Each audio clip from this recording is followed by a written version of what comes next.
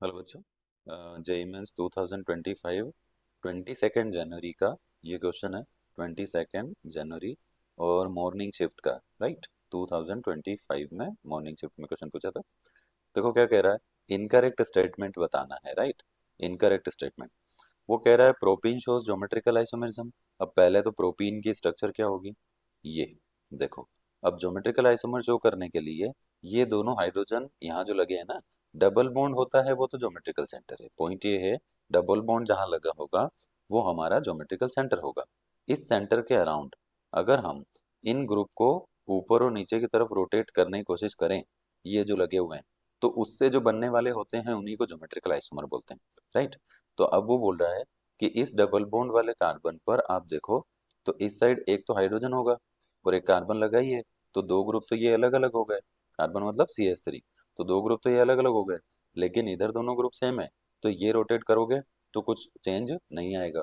मतलब इसका ये इनकरेक्ट पूछ रहा है, तो इसमें से कौन कौन से इनकरेक्ट है वो बताने हैं। तो पहला ही इनकरेक्ट हो गया, क्योंकि प्रोपीन में कोई ज्योमेट्रिकल आइसोमर नहीं बन रहा।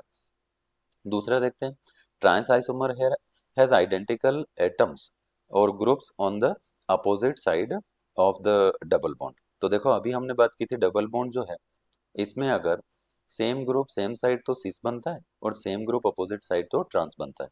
तो इसने बोला है कि trans isomer has identical atoms और groups on the opposite side of double bond. तो ये वाला तो करेक्ट है हमारा, हमें तो इनकरेक्ट ढूंढने हैं। अगले पे आते हैं, सिस ब्यूट टू इन, यानी चार कार्बन की चेन है और सेकेंड कार्बन पर डबल बॉन्ड लगा है, टू इन लिखा है उसने, देखो। अब सिस का मतलब है कि इसमें सेम ग्रुप सेम साइड होंगे, ये देखो ऐसा। तो ये सिस है। बोल रहा है has higher dipole moment than trans but two ene. तो डाइपोल मोमेंट सिस का ज्यादा ही होता है, क्योंकि ट्रांस में इस टाइप से सिमेट्रिकल स्ट्रक्चर होती है, देखो ये ऐसा।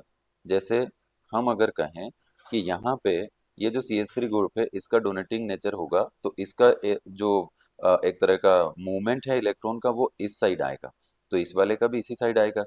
तो दोनों, ये देखो, ये आपका सीस हो गया जिसमें कि दोनों एक साइड आ रहे हैं, तो ये ऐड होंगे आपस में, मूवमेंट जो है ये ऐड होंगे। लेकिन ट्रांस में इसका उल्टा हो जाएगा।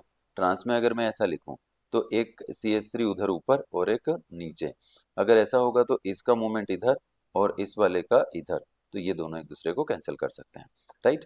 तो ये हमारा करेक्ट ऑप्शन है, मतलब ये तो करेक्ट ही बोल रहा है। वो बोल रहा है कि हायर डाइपोलमेंट किसका होता है, तो सिस का होता है। क्यों, सिस में दोनों सेम सेम डायरेक्शन में आ रहे होते हैं और एक ही साइड से, राइट। जबकि ट्रांस में क्या होता है, अपोजिट से आ रहे होते हैं।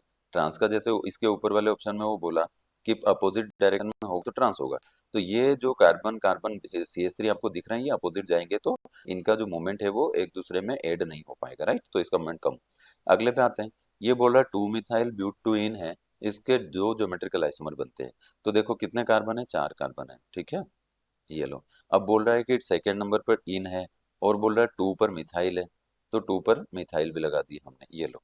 अब देखो, अगर मैं इस पूरे चेन को मानूं कि ये मेन चेन है, उसमें सेकंड कार्बन पर साइड चेन भी लगी है और डबल बॉन्ड भी लगा है, तो वो ऊपर वाले जैसा ही केस हो गया ना ये तो, कि इसमें ये भी कार्बन और ये भी कार्बन, और दोनों को आप रोटेट करोगे डबल बॉन्ड के अराउंड, ये डबल बॉन्ड बन गया ना यहाँ बीच में, तो इसके अराउंड इन दोनों को रोटेट करते रहोगे तो उससे कोई ज्योमेट्रिकल आइसोमर नहीं बनेगा। ये भी इनकरेक्ट है, पहला भी इनकरेक्ट था, तीसरा भी है। वो बोल रहा है trans isomer has lower melting point that cis isomer, ठीक है। तो इसमें हम कह सकते हैं ट्रांस आइसोमर का लोअर मेल्टिंग पॉइंट नहीं होता। यहाँ पे क्या रीजन होता है मैं आपको समझाता हूँ। अगर ऐसा हो कि हमारे पास ट्रांस ये है, इसको देखना, ये कार्बन डबल बॉन्ड कार्बन, इधर की तरफ मैंने CH3 लगा दिया, इधर H लगा दिया, इधर CH3 और इधर H लगा दिया, तो वो कह रहा है ये तो हो गया ट्रांस सिस। अब आप देखो, सिस में ना दोनों जो ज्यादा बल्कि ग्रुप है वो दोनों एक साइड दिख रहे हैं, इस वजह से ये क्या है, अनसिमेट्रिक बन रहा है। जबकि ट्रांस आप देखोगे ना, तो ट्रांस में यहाँ एक तरफ ये ग्रुप है, इसके अपोजिट में ये ग्रुप है। तो अब आप देखो इसका ना एक तरह से बैलेंसिंग हो रहा है, ये बैलेंस बन रहा है इसका, ठीक है। ये ऐसे, ये ग्रुप इधर है, एक इसके अपोजिट में है, तो यहाँ बीच में से आप देखोगे तो बराबर बराबर इसका जो स्टेरिक हिंड्रेंस है वो डिवाइड हो रहा है। यानी हम यहाँ सिंपल ये पॉइंट बोलेंगे कि ट्रांस आइसोमर सिमेट्रिक होता है, और कोई भी मॉलिक्यूल अगर सिमेट्रिक होगा तो उसका जो मेल्टिंग पॉइंट है वो ज्यादा होगा। अब इसने लोअर लिखा है, इसका मतलब ये भी इनकरेक्ट है। समझ पाए इतना आप? तो अब आप क्या कहेंगे, इसमें ए, डी और ई यही हमारे इनकरेक्ट ऑप्शंस हैं और वो दे रखा है फर्स्ट ऑप्शन में। राइट, ये आंसर है। Thank you.